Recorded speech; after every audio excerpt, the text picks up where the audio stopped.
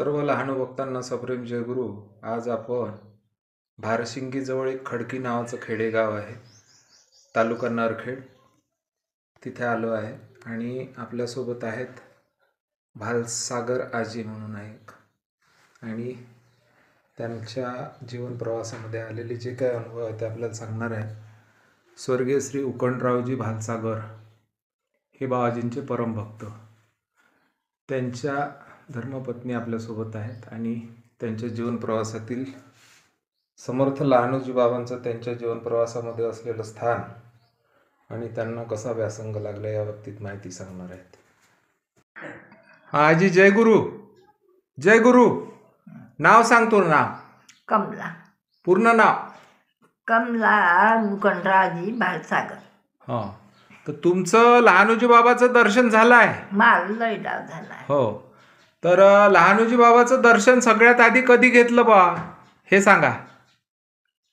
काय घेतलं म्हणजे सगळ्यात आधी लहानोजी बाबाचं दर्शन कधी घेतलं? ते झाले असं ना आता 40 वर्ष. हो काय. काय म्हणे बाबाजी मग? ते जमतेम ते चाललं होतं मंदिर बांधणं. हो. मी गेली तर हो. मंदिर बांधणं चाललं होतं तर ते वरची भोंगस व्हायचीच होती. हां हां हां. तरी गेलती मी. कुटीमध्ये असताना नाही गेल्या का? नाही, ते गेलते. कुटीत असताना मी नाही गेली. त्याईने सांगितलं जे काही आहे. तर तुम्ही बाबाजीले पाहिलं नाही का मग? बाजीले त्याईनं पाहिलं, म्या नाही पाहिलं. तुम्ही नाही पाहिलं? मंदिर बांधकाम चालू असताना पाहिलं? म्या नाही पाहिलं. असं असं. तर तुमच्यापाशी काही गोष्टी सांगितल्या असेल ना बाबाजीच्या? बाजीच्या सांगितल्या. मग त्या गोष्टी सांगा. तंबाखू दिला, असा फेकला. बाजी म्हणे का तुले दिला परसाद तरी मल्ले मल्ले करतो खिनी. असं म्हणलं मल्ले करतो तर सांगितले देवाचे. बसले होते ते तिथं चांगले देवाच्या तिथं. हो. मंदिरात ते जुनं मंदिरच होतं. हो.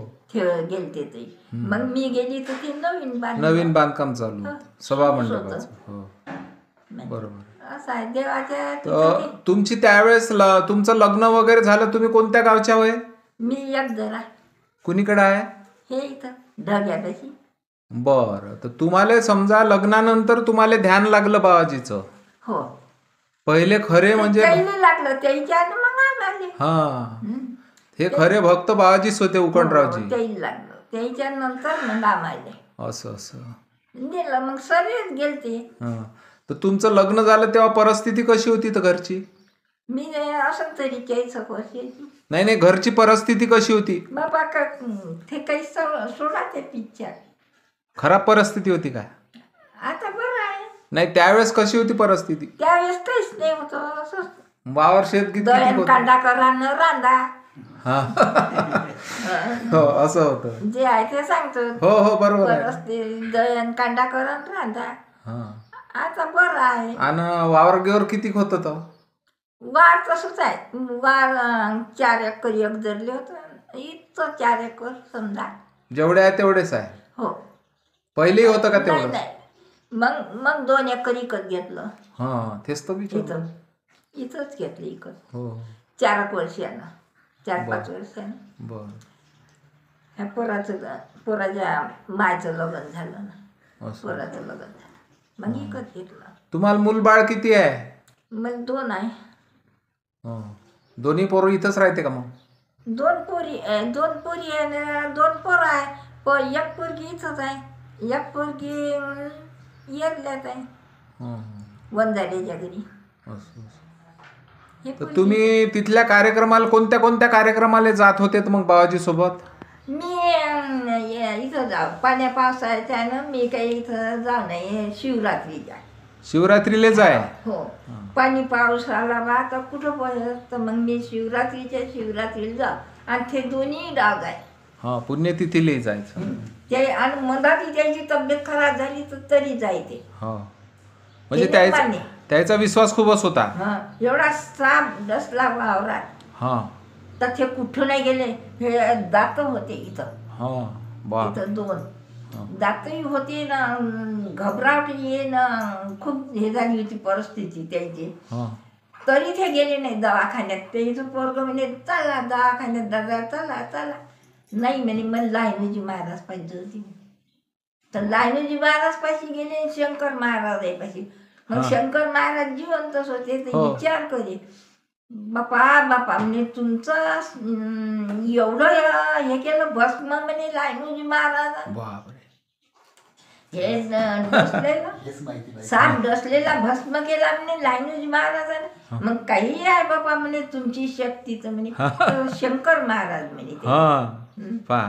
त्याची भक्ती जबरदस्त होती. हो, त्या भक्तीच्या बळावर दुरुस्त झाले. भक्ती करतो ना, मी करतो ना, प्रार्थना करतो दोन्ही टाईम. आरत्या करतो 7, 8, 10. विचारा खोटं. आरत्याही करतो, स्वप्नही करतो, तुकडोजी महाराजाचे लायनोजी महाराजाचे भजनही करतो. भजन म्हणजे बिनपाठ येते 30-40. हो हो, पुस्तक नाही घ्यायला लागत. हो, पुस्तक नाही घ्यायला लागत. तुकडोजी महाराजांनी 4 भजन लिहिले. तुकडोजी महाराजाची आरती येते. हो, आणि त्याचे ही येते, भजन येते. त्याचेच तर भजन मध्ये विसक येते तुकडोजी महाराजाची. हो हो, मध्ये येते माया जवली येते. माझी जवळ मासंग हो. आणखी एखादा प्रसंग माहित आहे का? आता जसा सापाचा सांगितला तुन प्रसंग, तसा प्रसंग माहित आहे का? कोणतं? हे आता सापाचा प्रसंग सांगितला का नाही तुन? हो, तसा एखादा प्रसंग पुन्हा घडला बा आयुष्यात? आता काय प्रसंग घडत बाबा. आता जे आपल्याला आलं हो त्याचं धोरण ते सांगितलं बाबा. हे दाजी जे बिना चपलीनं वर्गणीसाठी फिरे ते सांगा ना प्रसंग. आता ते फिरे बाबा कसे? त्याच्यासाठी नागपूरहून चपला आल्या होत्या. कशा? ह्या अशा तर त्यानं पायाला नाही लावली. चप्पल कधी नाही घातली त्यानं. चप्पल घातलीच नाही. 700 रुपयाची चप्पल आणली. बापरे. जरा खेळवाऱ्यान मायान तर पायाला नाही लागली. ते अनवाणीच फिरे काय? कुठे जायचं बिना चप्पल आणि असे पायाचं. मग कोणी मरण तिथे जायचं बिना चप्पल. उन्हाळ्यात राह, बरसातीत राह, बिना चप्पल. असं हे असं त्याचं वैशिष्ट्य होतं. हो, तुमचे मालक जे आहे उकणरावजी, हो, हे जे जलालखेडा तुमच्या गावातून वगैरे जे वर्गणी करे आणि संस्थानला अर्पण करत असे, त्या बाबतीतला सेवा प्रसंग सांगा तुम्ही. आता तो प्रसंग सांगा. इतकी करे कंजोलीची गोष्टी लोक दे. बर, ती करे जमा करे. सरी डाळ अल्लग, तांदूळ अल्लग, गहू अल्लग. कोणी पहिले कोणी ज्वारी दे ते अल्लग. सर्व अशी अल्लग करे चुमले आणि ते जमा करे. आणि इके नाही इथं एक दाना नाही इके. इतकी जमा करे ने आणि पैसे दे. ती सर्व मांडून दे. ते पैसे जमा करे, पैसे ने आणि संस्थानला नेऊन दे. टाकरखेड्याला नेऊन दे ना. प्रत्येकाची पावती पाडे. इतके इमानदार होते. फार मोठी. प्रत्येकाच्या घरी नेऊन दे पावत्या. असं नाही का खाऊन घे ना पावत्या नाही दे. त्याच्या घरोघरी नेऊन दे. काम कामाचं हे सोडून दे, पण पहिले हे कर. प्रामाणिक काम केलं, प्रामाणिक सेवा केली. त्याला कोणी म्हणे नाही का तुम्ही काम नाही करा, तुम्ही रिकामे हे करता का? कोणीच नाही. करा बाबा तुम्ही देवाचं करता. असे भाऊ बंदापासून होतो त्यांच्या. भाऊ बंद पोरं बाहेर मग नातूपंथी झाली तरी त्यानं भुलले नाही.